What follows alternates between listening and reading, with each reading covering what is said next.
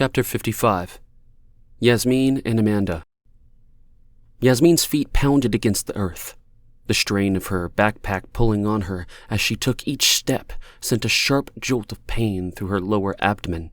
She could feel warm blood gush with every stride, but fear kept her from slowing down.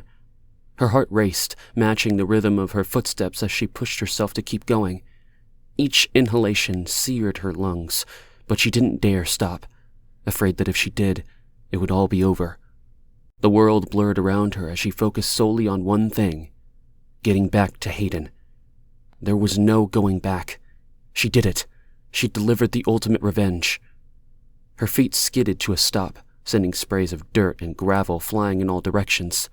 A sudden gasp escaped her lips, and she clasped her hands over her mouth, trying to trap the sound inside. Despite her best efforts, a moan still broke through, echoing through the silence of the forest. She sank to her knees and buried her face in her hands, shoulders heaving with each gut-wrenching wail. Sadness and anger flowed out of her, a deep, raw pain that emanated from every inch of her being. A cry that was physical, as if her very being was being torn apart.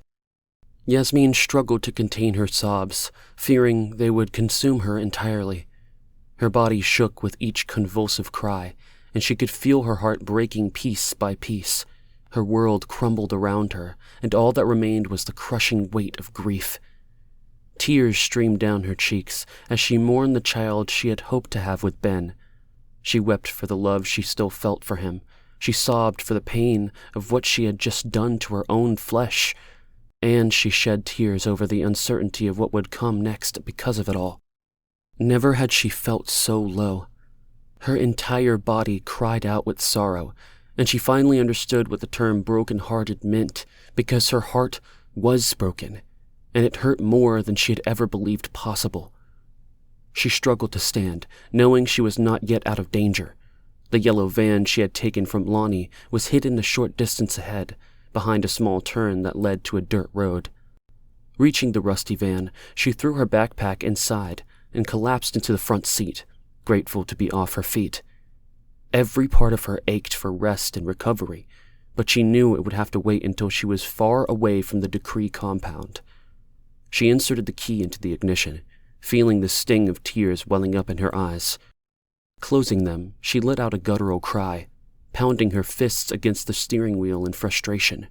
Why did I look? The gravity of her actions crashed down on her like a heavy weight she couldn't escape from. Why? She leaned her head against the steering wheel and allowed herself to cry. The events of hours ago kept replaying in her mind, like a broken record, always skipping back to the same painful moment when she moved the bundle from the satchel and set it on the edge of the bed, feeling something solid inside. Despite knowing she shouldn't, she opened the blanket and revealed its contents. He was perfect. A tiny baby doll with 10 fingers and 10 toes. She touched the soft down that covered his tiny body and felt something die inside of her. She hastily pulled the edges of the blanket together, but it was too late. The sight of her son swaddled in the white cloth would be forever ingrained in her memory, tormenting her for eternity. She would never buy white again. Never. Yasmeen sat up and wiped her nose with the back of her hand. She breathed deep, allowing the air to come raggedly into her lungs. She started the van, took another deep breath, and drove off, not daring to look behind her. Amanda paced back and forth, nervously biting her lower lip. John sat motionless in front of her, lost and dazed. They had just returned to their rooms, still reeling from what they had witnessed. Malcolm and Ben had led them down a path of secrets and lies, exposing the tangled web of deceit that lay behind the closed doors of the Gobo rooms.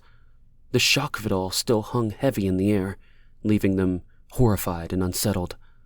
As they closed their own doors and retreated into the safety of their rooms, their thoughts were consumed by the disturbing revelations they had just uncovered. "John?" she said, coming to a stop and kneeling to face him, but his eyes remained fixed in the distance. "John?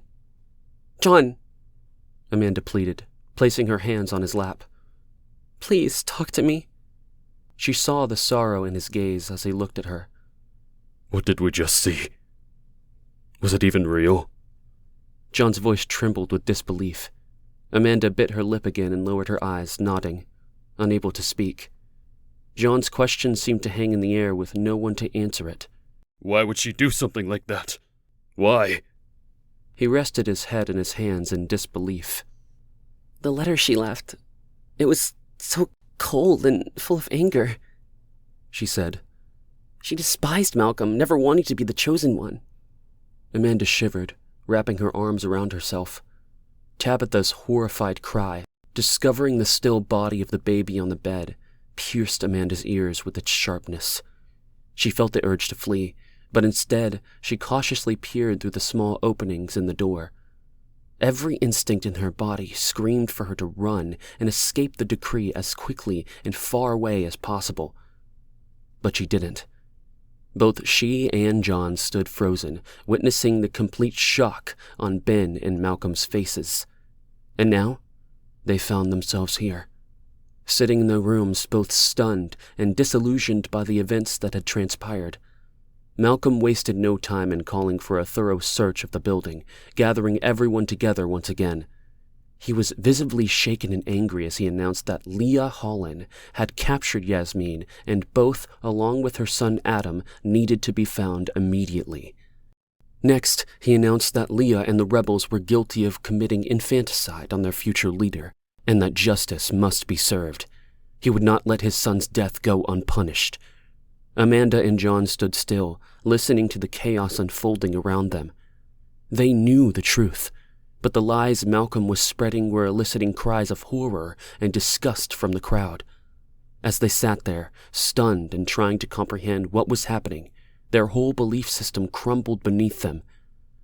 Amanda placed a gentle hand on John's face, turning his head to look at her. His eyes flickered, but he remained unresponsive. "He lied, John," she whispered. "What if everything he told us was a lie, too?" Unable to believe what he was hearing, John stood up, nearly knocking Amanda to the ground. No! He stuttered, desperately searching for an explanation. There has to be a reason for this. Someone has manipulated or influenced Yasmeen. Leah and that man she was with must have done something to her. John spun around, gripping Amanda's shoulders in desperation. They must have! Amanda nodded, unable to bear seeing how much pain John was in. He idolized Malcolm and everything he represented, willing to sacrifice his life for him. The events of the day, along with unexpectedly running into Leah and Kai in the woods, were overwhelming for Amanda. But for John, it was almost unimaginable. She cradled John in her arms, his large body shaking as tears streamed down his face. She ran her fingers down his back, thinking of the tall and insecure woman who used to be her friend. Leah. Amanda's world was upside down after everything that had happened in the last few days. But one thing she was certain of, Leah would never harm Yasmeen's baby. There was no doubt in her mind that Malcolm was lying about it. Leah was not a dangerous person. In fact, she risked a lot trying to warn Amanda about the decree, whispering instructions where she was. Why would Leah do that when she was in such danger, risking herself for Amanda and, in that moment, dawning realization washing over her? Her baby. Leah was trying to save them both. She shuddered as a paralyzing wave of fear coursed through her body, starting from her tailbone and climbing up to the base of her neck. In that moment, Adam's innocent and serious expression was clear as day in her mind. Malcolm was after him, and Amanda didn't believe that he no longer posed a threat.